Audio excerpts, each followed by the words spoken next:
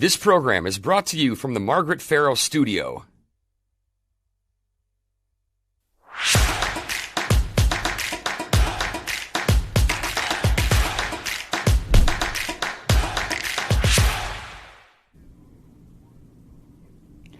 Hello and welcome to Newsmakers. I'm your host, Lisa Pugh. It was about 2 years ago when state policymakers started paying more attention to a new emerging contaminant class, PFAS, which was showing up in wells and drinking water across Wisconsin. Now the DNR is investigating more than 100 sites of PFAS contamination across the state. Joining us today are two state policymakers who have known PFAS contamination in water in their districts, Senator Melissa Agard, Democrat from Madison, and Senator Eric Wimberger, a Republican from Green Bay. Thank you both for joining us. Thank you. Thanks. So we did show quickly a slide with some definition of PFAS. I want to show that again. So just for people that aren't familiar, PFAS, per and polyfluoroalkyl substances.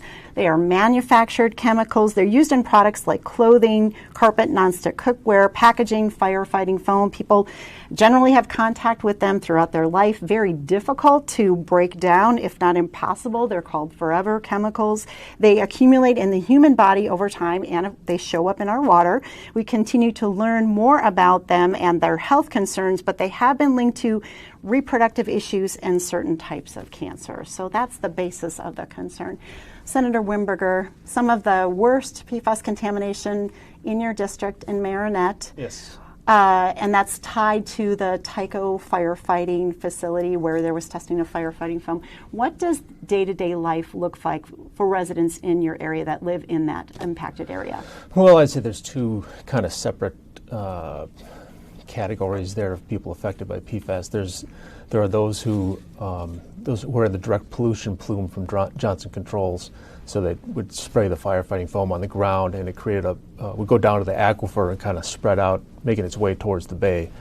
And so there's people in that direct pollution plume, and they are going to be embroiled in this litigation going on with Johnson Controls currently. And the second group of people are going to be those that took biosolids from the wastewater facility, and they're out in the farm fields. And so their problems are distinct in that one is close enough to pipe water and possibly, and the others are too far away. So some have wells, and town of Peshtigo still people have wells, but at least their problems or their prospective solutions are a little different. Are those people able to drink their water? No, they aren't. They get bottled water. I think there's some advisories about showering and stuff like that with it. Some people have filtration systems. The city of Marinette, to my understanding, even though Johnson Controls was willing to pay for it, denied access to the municipal water through the pipes. And I think that's kind of right on the front of the issue right now up there. So as you say, people still embroiled in the situation for the most part. Right. I can't say there's a whole lot of movement on it other than the settlement recently, but some people didn't take advantage of that. So as we mentioned at the start of the show, Marinette and Peshtigo area, one of really 100 sites across the state that the DNR is tracking, investigating, PFAS being detected in drinking water in the towns of Peshtigo and the town of Campbell and French Island, in the cities of Marinette, Eau Claire, Wausau, La Crosse, and Madison. We know that some people, as you mentioned, are drinking bottled water. Some wells have been shut down in those communities, including in Madison. Senator Agard, you have PFAS contamination that is associated with the airport and a military site at Truax. Is Wisconsin, behind other states in terms of kind of addressing PFAS contamination? It certainly would be lovely if we could point to the federal government having come up with definitions and standards on how it is that we can address something that we know is a problem. Frankly, industries have known that PFAS has been a forever chemical, a poisonous chemical, for quite some time. And it is egregious that we haven't taken steps to address this before. We have communities that kids are learning that the water that comes out of their tap is poison. People are afraid to bathe their babies in the water in their homes. That's happening in your district? That happens in I've heard people in my district say that they're worried about the water that's coming out of their tap, but we are not the most impacted. Certainly, there are other communities that are impacted more strongly, and as Senator Wimberger pointed out, there are people that are drinking bottled water. We are not receiving the bottled water from the DNR in the same way within our district, but we've had to shut wells down. We've had to figure out how it is that we are going to get water to people and how it is that we're going to remediate. And Dane County, the City of Madison, the Air Force Base, we have had leaders at the table trying to figure out how to best remediate and mitigate the concerns of PFAS here in Madison. And that's been part of my motivation to be working on addressing this with statewide policy, because we aren't seeing the federal government step up and provide us with these standards. And Wisconsin has been a leader in many ways over the years, and this is another opportunity for us to come up with the most comprehensive and best standards to address it here at the state level. Senator Wimberger, where do you think Wisconsin stands if we look at our neighboring states? There's more comprehensive testing in neighboring states. There's some standards in our neighboring states in Michigan, in Illinois. Where do you put Wisconsin in terms of our status? Well, at least partially now at the 70 part per trillion standard with the EPA. Chapter 160 describes that groundwater at least should be in line with whatever that federal standard is. The EPA standard is more advisory, not a requirement. I think a lot of the obstacles in Wisconsin as far as setting a standard are a compilation of requirements within the code, but also the fact that there was no emergency order and it took so long to create a standard, doing the rule promulgation process. So when it came time to, for instance, filing a lawsuit, you can't make someone remediate something that isn't regulated or determined regulated, I suppose. And how can you declare something a serious substance if Wisconsin hasn't itself declared a serious substance or puts it on itself on farm fields, for instance? So there's a whole kind of confluence of legal problems, I think, that create a quagmire where we are now with 5, 6 years in of seriously looking at the issue and not even a rule. Is there someone to blame for that? I think it's just, I think the DNR should have teed it up better, but that's me speaking as an attorney, that they didn't do the legwork needed to make it pass. If you pass rules and it's not done through the right administrative process, then anybody who cares to challenge it can do so and say it violates their due process rights or it violates the Equal Protection Clause or something like that. So you got to have your data and everything lined up for when 3 years later it gets in front of the Natural Resources Board. Everything is squared away the way it needs to be squared away. So the process wasn't followed the way it should have been. We could have been further along, I think, is what you're saying. In my opinion, like for instance, there's relying on what happened on the 23rd of February is there was at the Natural Resources Board. Right, there was some attempted reliance on maps, but the maps weren't created based on actual well testing or actual testing of soil. So there's just too many unknowns there. So you have to have whenever there's a regulation like this, you have to have a rational relationship established between the problem and the government rule. So while it seems intuitive that there would be that rational relationship, you still have to go through that step, and I think that was kind of an obstacle for it. Senator Agard, do you feel more of a sense of urgency, or do you think that it was important for a process to be followed?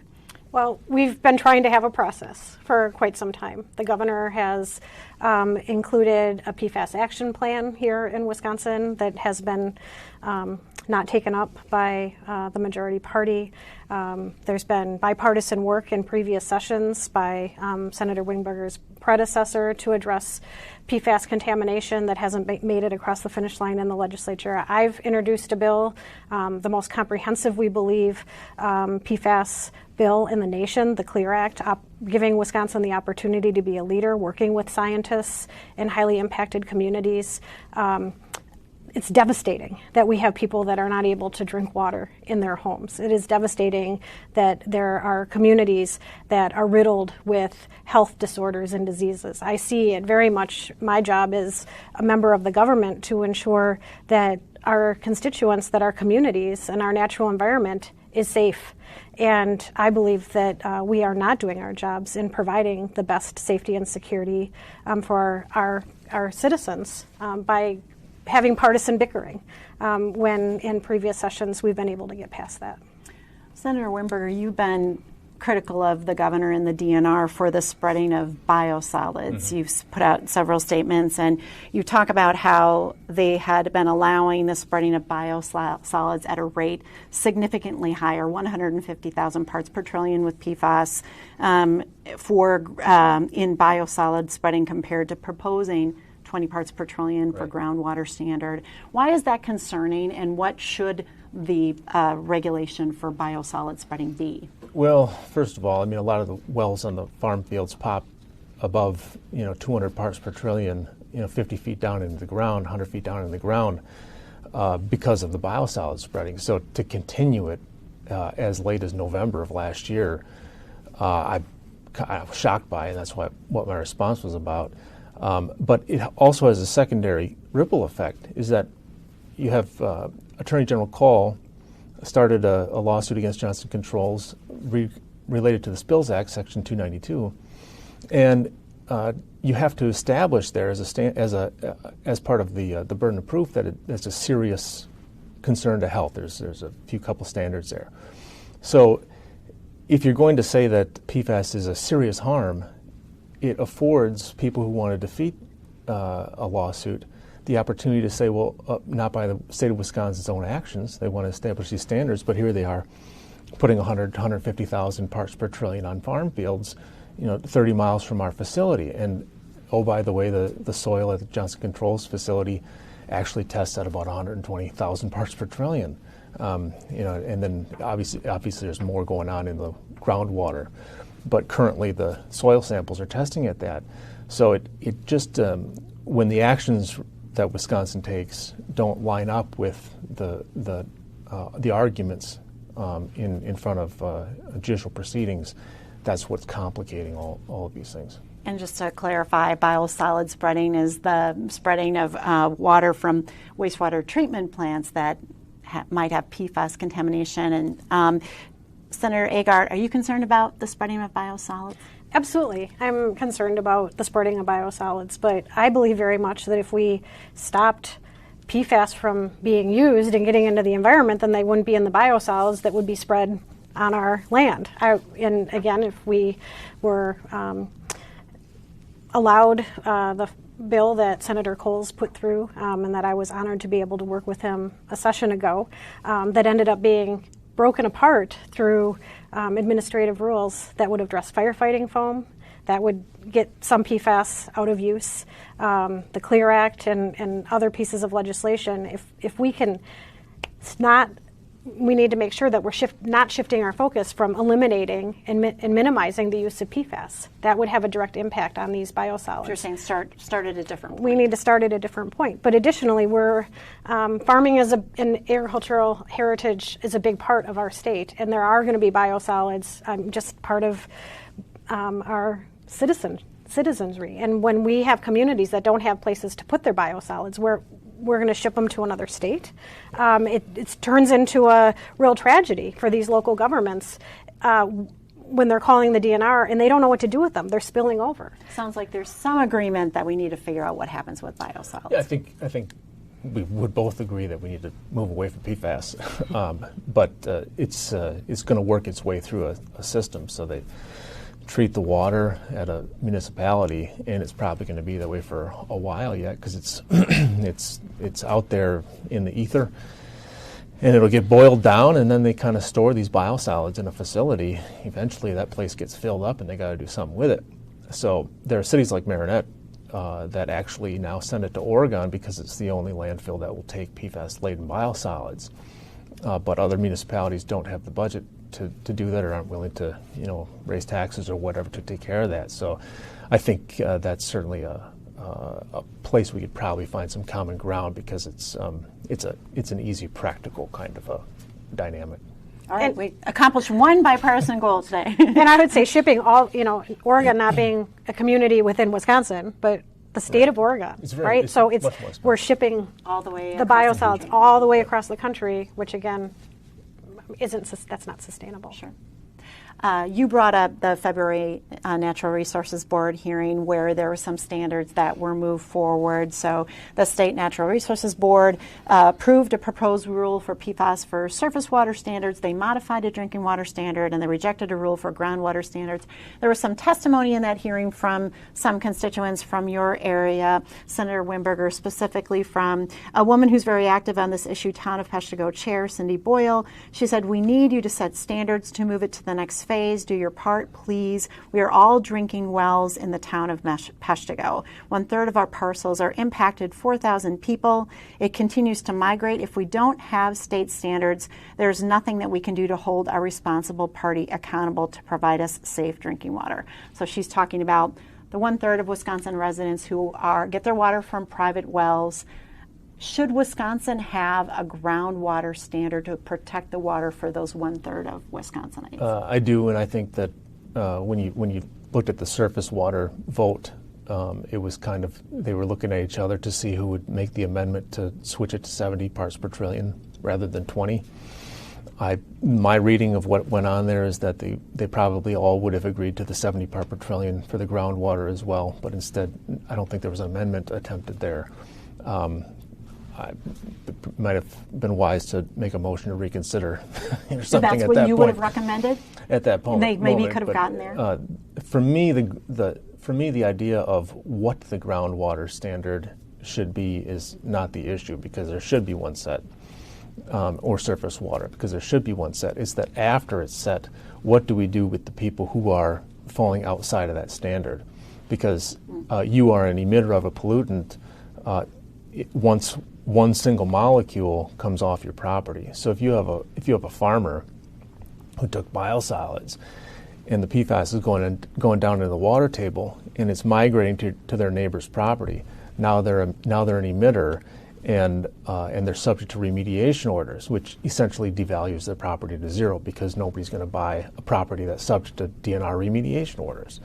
So for me, the problem is not whether there should be a groundwater standard. It's looking then, how do we help these people out of this jam that's going to naturally occur when they're out of compliance immediately.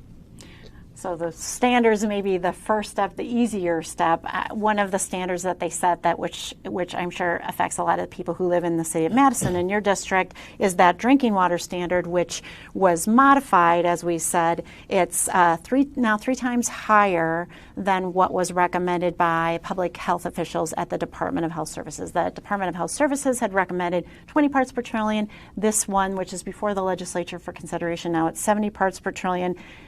Is that a safe standard for drinking water? Well, I'm not a scientist, but I trust scientists. And when our public health officials and our scientists are making a recommendation of 20, I think that we need to be taking that very seriously, and we should be landing at that spot. I also, as I said earlier, very much believe that we need to be investing more finances and research and time into PFAS and understanding it's an emerging conversation. You listed off a whole lot of communities that have tested hot for PFAS. That list is going to continue to grow, not only in Wisconsin, but across our nation. And we need to take this very seriously, because we're seeing increased amounts of cancer in our communities. People are not able to drink out of their taps. These are very concerning. And when our scientists are saying, and they're waving flags and saying that we need to do something about this, I get concerned when partisans step in and say, well, I don't agree with 20, I want 70. The public health officials said 20. I think that's where we should have landed. Do you agree with 70 parts per trillion for drinking water? I have no idea what's appropriate, but I think watching that Natural Resources Board debate there, I think the debate was really over whether they were going to be bound by Section 160 and the 70 part per trillion standard the EPA has, or whether it was advisory. And then if they're not bound by the 70 part per trillion as required by the statute, then has the DNR gone through the phases of investigation and determinations that are set forth in the statute in absence of a federal standard being available. So I think the people who are arguing for 70 parts per trillion are not trying to step in as like scientists. I think they were looking at the statute and saying that if there's a federal standard, they're actually bound impose the federal standard, which is 70 parts per trillion as far as they could best tell. But then again, the EPA standard is advisory and not mandatory. So I think there was just a lot going on there beyond any sort of concept of whether one thing or another is good or bad. I think it was a legal battle going on. Plus, there was a question of whether the actual cost was going to be over $10 million, and there's some hiccup there as far as being able to even make a standard. So other states have gone lower than that federal EPA advisory. Is there something that prevents Wisconsin from deviating from that, or do you think that it's important for us to align with the federal standard? As far as my reading of Section 160, I forget the particular paragraph or decimal point, but it does require that the state of Wisconsin impose whatever the federal standard is. So until that changes, that's what? Yeah, and it's not specific to PFAS, but it's specific to all groundwater pollutant issues. So if we do end up changing that statute in some way, it's going to have other ripple effects in different ways. But as far as those people in front of the Natural Resources Board that day, that statute existed, and that was what it appeared to me what was the controlling issue.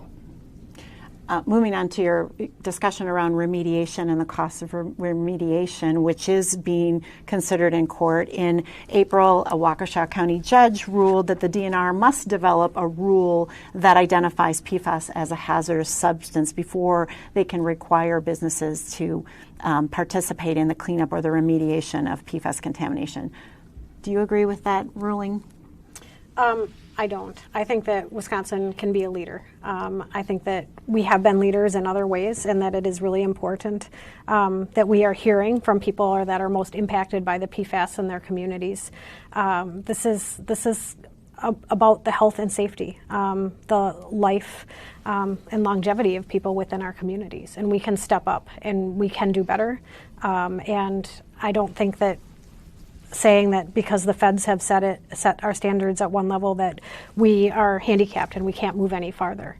In fact, I think there is fear within our local communities because we do not have adequate standards, because we haven't passed the CLEAR Act, we haven't moved forward with how it is that we're going to address these contaminants, that local governments are afraid to even test or open this door because they don't know what that's going to mean for their constituents, their budgets, and their communities. And everyone should know whether or not they have clean and healthy drinking water.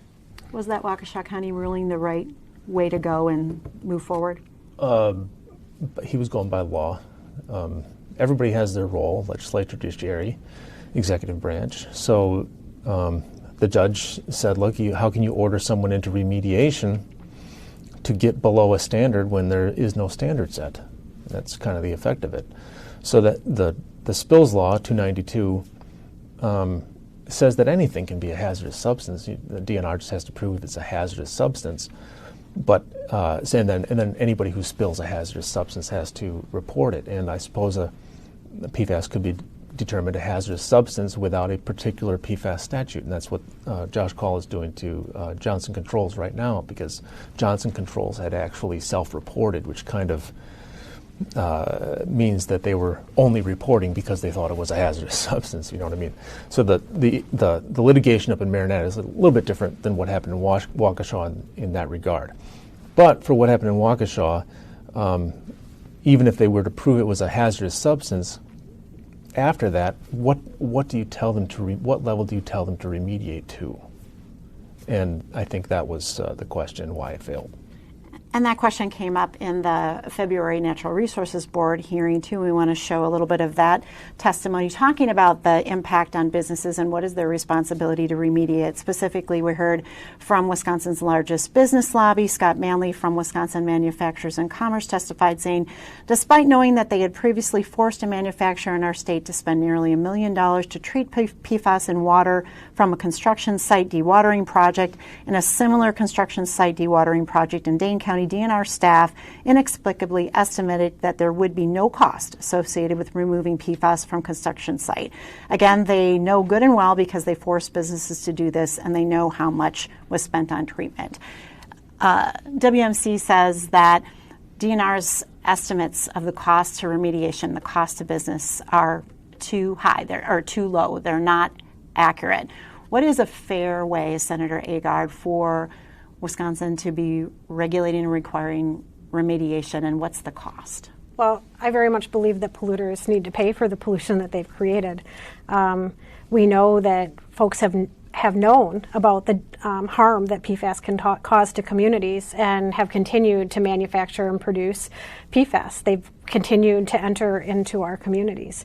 And at the same time, packing away profits. Those companies need to be held accountable for what it is that they have done to our state and to our citizens. And I think that holding them accountable is important. I also think it's important that we fully fund scientists and have the best scientists available within the Wisconsin Department of Revenue, or DNR, and making sure that we are looking at this in the most holistic way possible so that we can remediate. Yes, we have agreed that what is that standard? Even Senator Wimberger, what does 20 mean? I mean, I feel like we're in the Spinal Tap. We'll go up to 11 if we can, right? You know, that's not our expertise. But there are people that do have these expertise, and making sure that our environment is protected, that the people that have polluted the environment are being held accountable, is vitally important. So that, you know, we are all dependent on having clean, healthy, fresh water, whether it's coming out of our tap, whether it's the water that's feeding our livestock that we are eating, whether it's the water that's going into the produce that we are feeding our families. This is all very, very important, and that's why coming up with a policy like the CLEAR Act, so that we are investing in science and we are holding the industry accountable for what it is that they have done to our communities is important. And as legislators, I find it very concerning that we're leaning on the courts to solve these problems for us as opposed to coming together. I think it's clear that both of us agree that there's a problem here. Senator Wimberger, what's at stake for the business community in this remediation conversation? That's what was being gotten to in that statement was a $10 million standard, and how the DNR was approaching that $10 million. And that's required in order to make a rule. Otherwise, they have to send it directly to the legislature. So to get beneath that $10 million threshold is a significant thing. And how they were creating that makes a difference, because if someone does want to challenge the rule, they're going to say that you messed up on how you amortized all this stuff. So there's a genuine question. That's why things end up in the courts a lot of times. So the things that the DNR were doing were saying, well, municipalities, it's going to cost a municipality X millions of dollars to create a new facility to get their standard below 20 parts per trillion.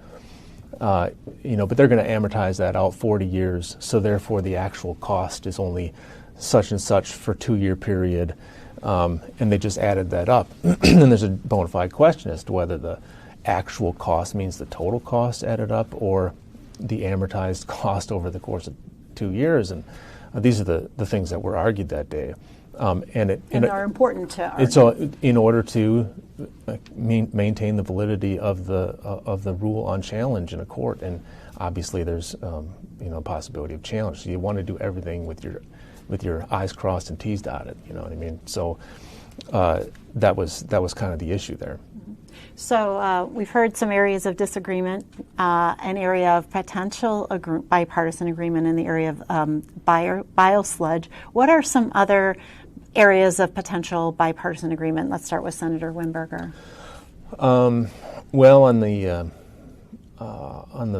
tip of my tongue, going in the next session, I think we've got to at least start studying the possibility of landfill sites for PFAS biosolids within the state that municipalities can use, and see if that's even possible. Not like say here's a bunch of money to do the thing, but at least study the thing. Nobody wants it in their backyard, but we got to figure out a spot possibly for that. As far as in the city of places like Peshtigo, the town of Peshtigo, we do need to find a way to pipe in water. There's a logjam there with the municipalities of who's going to provide this and pay for it. I think we can figure that out.